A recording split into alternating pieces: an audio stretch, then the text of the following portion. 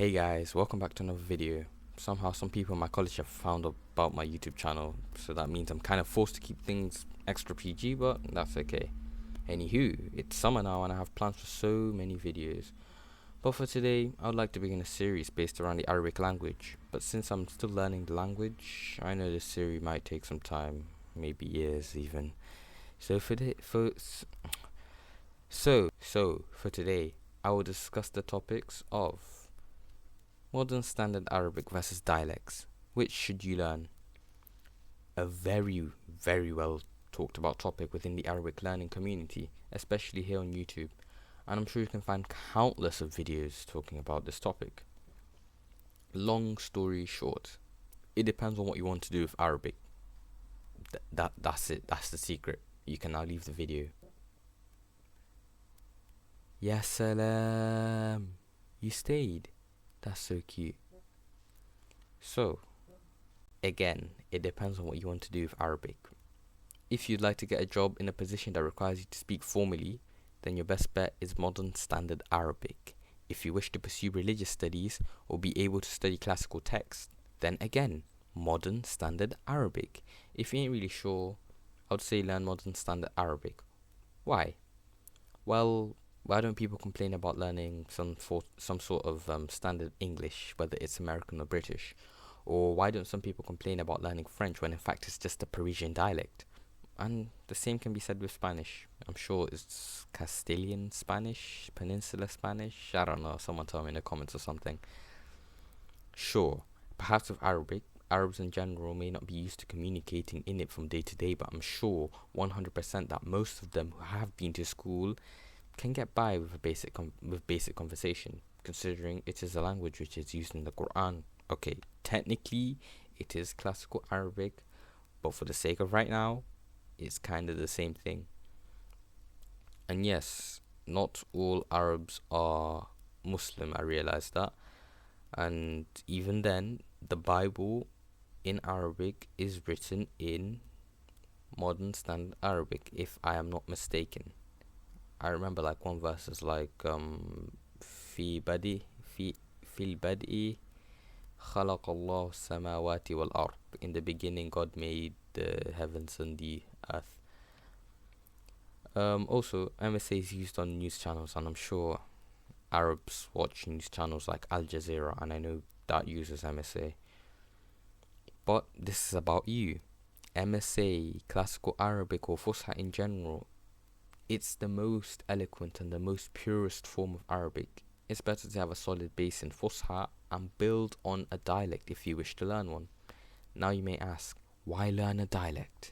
Well, if you haven't noticed, like other languages, Arabic has an issue or blessing called diglossia, when varieties of the same language are used in different contexts.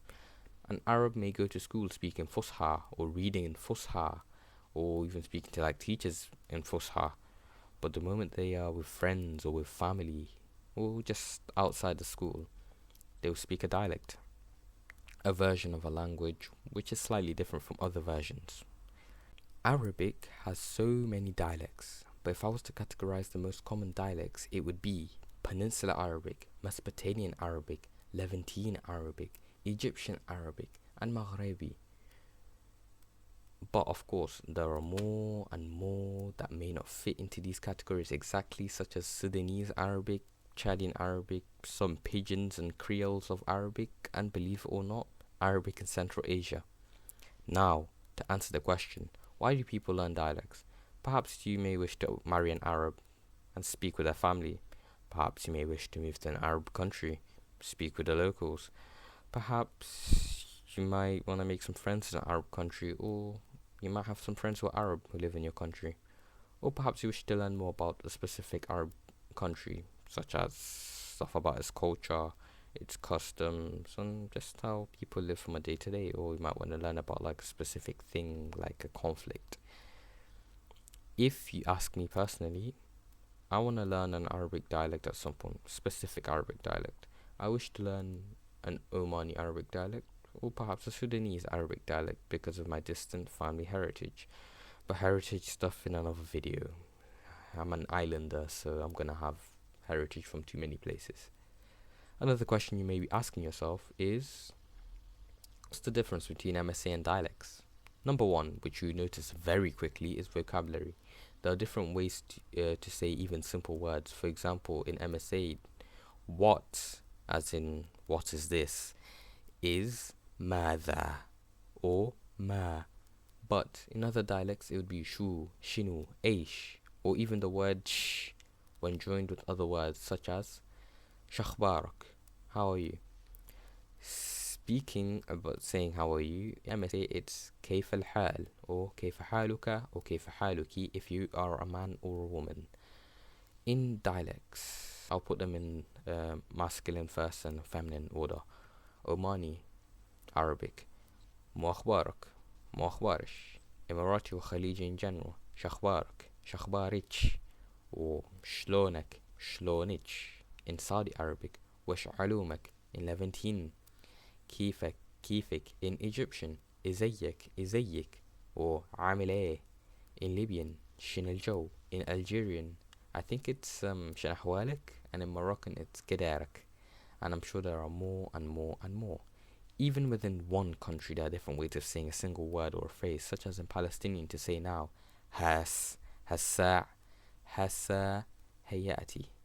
In other dialects, such as Levantine, it would be hala or halla, Iraqi, hassa, Khaliji, alhin or dalhin, Egyptian, dalwati, Libyan, tua, and so on and so forth. Why is this the case with some word? Why is this the case? With some words, it's because Arabic has mixed with the local language that used to be spoken in those lands, or still is spoken. With other words, that's just how Arab decided to shorten stuff that was already in Fusha to be able to communicate easily. For example, the ways of saying now, except for Libyan, all come from some sort of sentence meaning the time now, or this time now. هذا الساعة, هذا الحين. Number 2, grammar. Especially stuff with case endings. Dialects don't really care too much about them, but in MSA it's very important when saying stuff like قاتل داوود جالوت from the Quran. If you mess this up, you distort the meaning of the sentence. If you say قاتل داوود جالوت, which means Goliath killed David, which is wrong. Before I move to the next point, this is why when reading the Quran is important, or even like if you're reading the Bible if you're Christian, it's important to not mess up these case endings. If you mess them up unintentionally, fine, but make sure you go back and correct yourself, because you will distort the meaning. Some verb conjugations can be different in dialects. From what I know, the first person singular in some dialects use the letter ba to say things instead of hamzatul wasl, such as ana badrus or ana bruh, I study, I go. In Fusha, ana adrus, ana adhabu. 3. Pronunciation. The most famous one is how Egyptians pronounce the letter jim as a g sound. Instead of saying jamal, a camel, it is gamal. Or instead of saying shukran jazilan, thanks a lot, it's shukran gazilan. But other dialects also make other letters different, like the qa sound. In Levantine and Egyptian, it becomes a glottal stop, an sound. Or in dialects, other dialects, it becomes a g sound. Like I think there's a place in Saudi Arabia, it's spelled out al-Qasim or something al-Qasim, but it's pronounced al-Qasim. It's also a dialect. Apparently it's quite difficult. And of course there are more words like the th sound, it becomes a ta, or it becomes a sa sound in Egyptian. Last thing I wish to say, I kind of dislike some people who hate on MSA, who say it isn't worth it. Don't listen to them. Just study MSA to get a base and then move on to dialects. And I also hate people who say dialects are bad. Well, it's kind of a them issue. Any language will have a dialect, and that's what makes a people and their language unique. So now, it's up to you. What do you want to do with Arabic? Do you want to learn classical poems, like the Arabs of the past, or do you wish to learn religious texts and better your understanding of the religion, or do you wish to live in the now and speak like the people of today, or do both? The choice is yours.